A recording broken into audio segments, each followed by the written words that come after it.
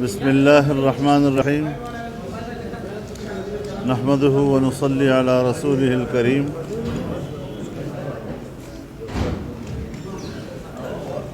P D M کی مرکزی قیادت نے یہ فیصلہ کیا تھا کہ 23 مارچ کو پوری قوم اسلام آباد کی طرف مارچ کرے گی۔ اس حوالے سے مرکزی قائدین کی ذمہ داری قرار دی گئی تھی۔ پنجاب میں جناب میاں شہباز شریف صاحب صوبہ پنجاب کی پی ڈی ایم کی قیادت کو بلائیں گے۔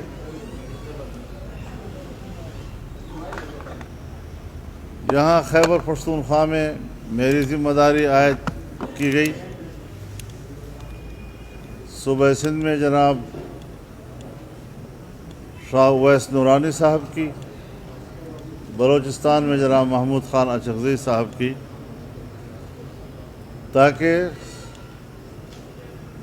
صوبوں کی پی ڈی ایم کی قیادت کو بلا کر 23 مارچ کے اس مہنگائی مارچ کے انتظامات پر کام شروع کیا جائے، اس کی تیاریوں کے لیے کام شروع کیا جائے۔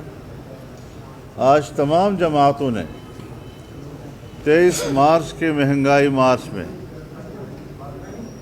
اپنی بھرپور شرکت اور اس حوالے سے اپنے عزم، اپنے ارادے اور اپنے جذبے کا اظہار کیا ہے کہ ہم پوری قوت کے ساتھ اس میں شریک ہوں گے، اور ایک بار پھر یہاں سے پوری قوم کو آواز دی جا رہی ہے کہ ناجائز حکومت اور پھر نااہل حکومت جس نے ملک کی اقتصاد اور ملک کی معیشت کو تباہ و برباد کر دیا ہے، اور عام آدمی اس وقت مہنگائی کے پہاڑ تلے کراہ رہا ہے، زندگی اجیرن ہو گئی ہے۔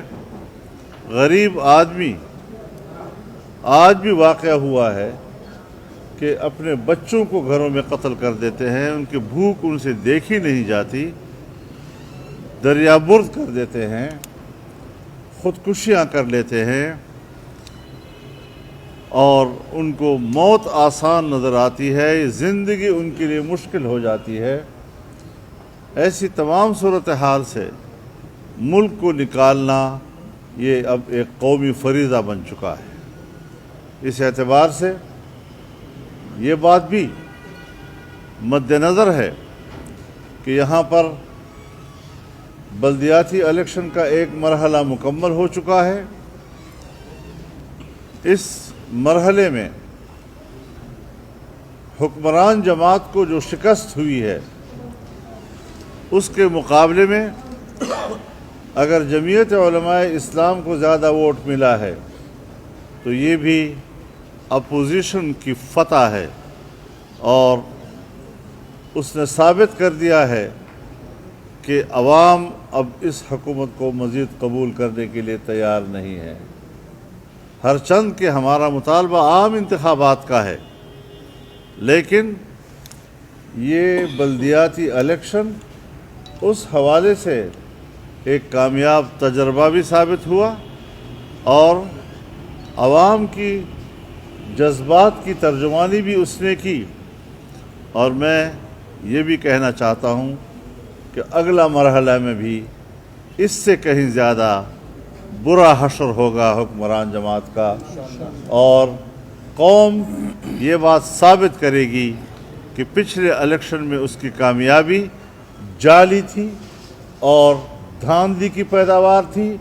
حقیقی رائے اب قوم کے سامنے آ رہی ہے، اور اس میں مزید اضافہ کیا جائے گا انشاءاللہ العزیز۔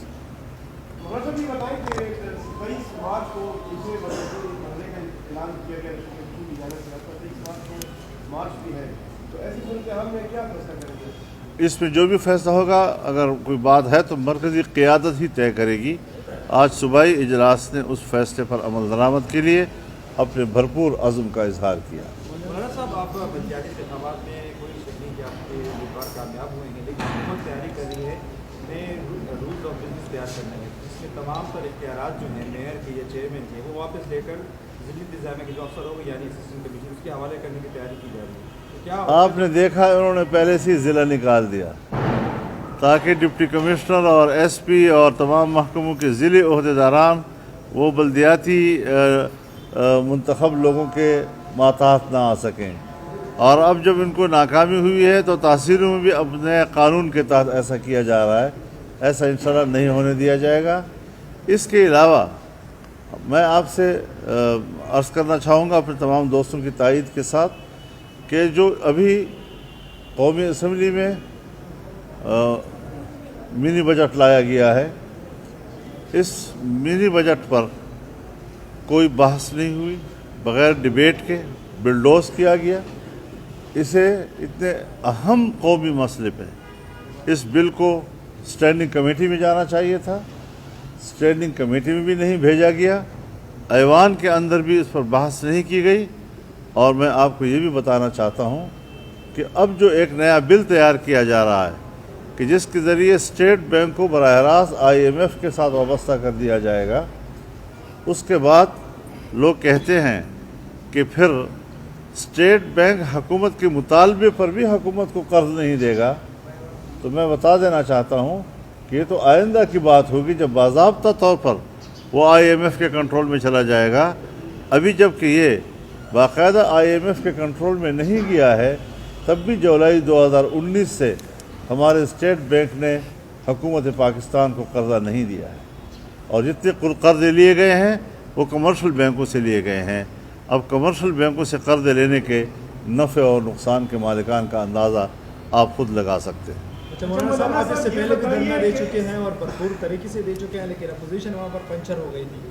اب اپوزیشن نے حالانکہ کہا تھا کہ ہم ساتھ جائیں گے، ابھی اپوزیشن کہتی ہے ہم پھر سے ساتھ جا رہے ہیں، ایسا نہ ہو کہ آپ کو پھر اکیلے چھوڑ دیں وہاں پہ۔ شاید اس وقت فیصلہ بھی ہمارا تھا، لیکن ان کی صرف تائید کے ساتھ تھا، یکجہتی ضرور دکھائی تھی۔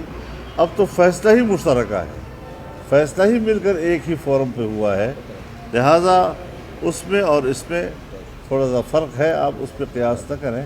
انشاءاللہ سب یکساں طور پر اپنی بھرپور ذمہ داری کے احساس کے ساتھ اس مارچ کو کامیاب بنائیں۔ یہ بتائیے کہ لانگ مارچ سے پہلے استعفے اسمبلیوں سے دیے جائیں گے؟ دیکھیے، استعفے بھی تو ہم لوگ اس لیے دے رہے تھے اور بات کی جا رہی تھی کہ ہم اس کے ذریعے سے فوری طور پر الیکشن حاصل کر سکیں، لیکن اگر یہی استعفے آج ان حالات میں اور ان دنوں میں حکومت الیکشن لینے میں کچھ مشکل پیدا کر رہی ہے تو پھر اسمبلی کی رکنیت کو طاقت بنا کر ان سے حکومت حاصل کی جائے اور الیکشن حاصل کیے جائیں۔ مولانا صاحب، پیپلز پارٹی اور ANP کا کیا؟ پیپلز پارٹی اور عوامی نیشنل پارٹی سے رابطہ ہو رہا ہے اس وقت؟ دیکھیے، جہاں تک پیپلز پارٹی اور ANP کا تعلق ہے، ہم نے کبھی بھی ان کو اپنا مخالف نہیں سمجھا ہے، ہم نے ہمیشہ ان کو اپوزیشن کا حصہ سمجھا ہے۔ تنظیمی طور پر ارچند کے وہ PDM کا حصہ نہیں رہے ہیں، لیکن تاہم پارلیمنٹ کے اندر جناب شہباز شریف صاحب لیڈر آف دی اپوزیشن ہے، اور وہاں پر ان کے ڈومین میں یہ سب وہاں پر اکٹھے بیٹھتے ہیں، اکٹھے پارلیمانی پالیسی اور حکمت عملی طے کرتے ہیں۔ تو ایسا بھی نہیں کہ حکمران خوش رہیں کہ ہم آپس میں کہیں لڑ رہے ہیں۔ ہم ایک تنظیم کے حوالے سے تو شاید وہ ہمارے حصہ نہیں، لیکن اس کے علاوہ سوچ اور فکر اس حکومت کے خلاف اس پر اب بھی اتفاق رائے موجود ہے۔ مولانا صاحب یہ بتائیں کہ یہ جو الیکشن کا رزلٹ آیا ہے جسے آپ کافی مطمئن نظر آ رہے ہیں، کیا یہ پروسیس جو ہے یہ غیر جانبدار رہا، یا 2 سال پہلے دھرنے کے دوران جو آپ کہہ رہے تھے آپ کے ساتھ جو وعدے کیے گئے تھے اس وعدے پہ عمل ہوا ہے، اس لیے آپ کو زیادہ ووٹ کریں؟ ہمارا ایک واضح مطالبہ ہے، چاہے مذاکرات میں یہ بات آئی ہو یا نہ آئی ہو، لیکن ہر وقت ہم استقامت کے ساتھ اس ایک مطالبے پر ڈٹے رہے ہیں کہ 2018 میں جو مداخلت انتخابی عمل میں کی گئی اور ہم जिस धांधली के ज़िम्मेदार उनको ठहरा रहे थे, आज के इस बल्दियाती इलेक्शन में हमें वो न्यूट्रल नज़र आए हैं और उनकी न्यूट्रलिटी उसको हमने अप्रिशिएट भी किया है और देख भी लिया आप लोगों ने कि जब वो ज़रा गैर जानिबदार होते हैं तो फिर नताइज भी इसी तरह सामने आ जाते हैं। मौलाना साहब ये बताएं कि JY की जो बल्दियाती इंतखाबात में जीत है या कामयाबी है, उसको उसके दो फैक्टर्स बताए जाते हैं। एक हमसाय ममालिक में जो सूरत-ए-हाल बने हैं, एक वो, और दूसरी बात ये बताई जा रही है कि मौलाना साहब को खामोश करने के लिए बल्दियाती इंतखाबात में उन्हें कामयाब कराया गया। तो आपको इस दोनों फैक्टर्स में किस हद तक हकीकत लगती है? देखिए, आप बाहर के अवामिल का तज़किरा ही ना करें। हम अपने मुल्क के अंदर रहते हुए ख़ुद मुख्तार लोग हैं। हम बाहर से तासुर लेना, बाहर से डिक्टेशन लेना, इसी के ख़िलाफ़ तो हम जंग लड़ रहे हैं। लिहाजा आपके मुल्क में, आपके माहौल में, आपके मुआशरे में, आपकी कौम में, आपके वोटर में जब तब्दीली का एक एहसास पैदा होता है तो इस आम आदमी की सोच और फ़िक्र को अगर आप कहीं बाहर मुल्क के साथ जोड़ते हैं, कहीं आप इदारों के साथ जोड़ते हैं, तो ये तो फिर आप कौम की और उनकी सोच और वोट की तौहीन कर रहे हैं।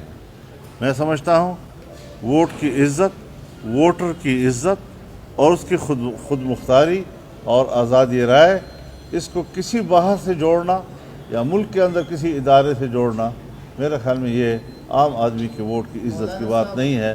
तो इस पर आप भी ज़रा माज़रत कर लें। मौलाना साहब, कौमी वफ़द पर वज़ीर-ए-आज़म, साबिक़ा वज़ीर-ए-आज़म नवाज़ शरीफ की वापसी जो है उससे मुतल्लिक़ बातें हो रही हैं, आप क्या कहेंगे?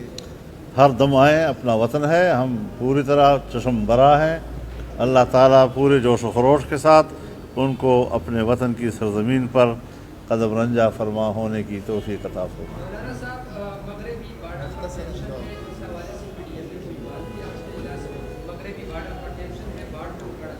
मेरे ख्याल में इस पर यहाँ मैं अब बात नहीं करूँगा, क्योंकि जब इंज़माम के हवाले से कानून साज़ी हो रही थी तो मैं उस वक्त से इस खदशात की बात कर रहा था। खुदा न करे कि हम किसी मुश्किल में चले जाएं। एक बात बहरहाल इनकी मौजूदगी में, मैं दोस्तों की मौजूदगी में कहना चाहता हूँ कि बरतानिया गया तो कश्मीर का तनाज़ा छोड़ कर गया, बरतानिया गया तो अरब दुनिया में इसराइल का तनाज़ा छोड़ कर चला गया। अभी अफ़गानिस्तान से अमेरिका गया तो शायद डेवरन लैंड का तनाज़ा छोड़ कर जाना चाहता है। दोनों ममालिक को बड़ी एहतियात करनी चाहिए और कोई जज्बात में आकर नई मुश्किल अपने लिए पैदा न करे। हम पुरअमन तौर पर अफ़गानिस्तान को भी एक मुस्तहकम अफ़गानिस्तान बनने की ज़रूरत है, मुस्तकिल अमन की वहाँ ज़रूरत है, 40 साल जंग के ख़ात्मे की ज़रूरत है और ये साजिश हमें नाकाम बनानी होगी कि खुदा न ख्वास्ता हम मशरक़ी सरहदात की 70 साल मुश्किल को आज मगरबी सरहद की तरफ मुंतकिल कर रहे हैं।